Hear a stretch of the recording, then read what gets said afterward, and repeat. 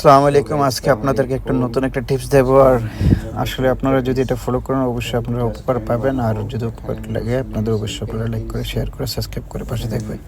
So আমি এখানে আদরাক নিয়ে নিলাম, আদরাক দিয়ে আর এখানে কিউকাম্বার যেটা খেয়ার এটা দিয়ে একটা জুস বানাবো। জুস বানিয়ে খালি পেটে ওটা সকালবেলা সবচেয়ে ইম্পর্টেন্ট যেটা খাবো। আর খাওয়াতে এটা কি ওয়েট লস করার জন্য নাম্বার 1 টিপস। সো গাইস, অবশ্যই আপনাদের যদি এই টিপসটা আমার টিপসটা যদি আপনাদের অবশ্যই ভালো লাগে আপনারা অবশ্যই লাইক করে শেয়ার করে সাবস্ক্রাইব করে আমার চ্যানেলটাকে সাবস্ক্রাইব করে দেবেন।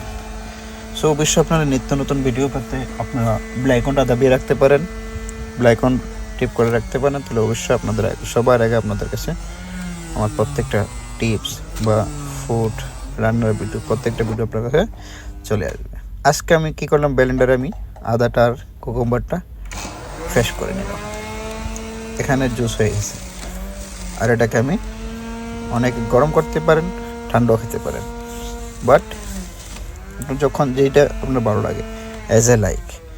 আমি এখানে জুসটা বানিয়ে ফেললাম মাশাআল্লাহ। আর আমি এখানে নিয়ে নিচ্ছি জুসটা আর আমি খেয়ে নেব, কারণ আমি আমার চর্বির জন্য অনেক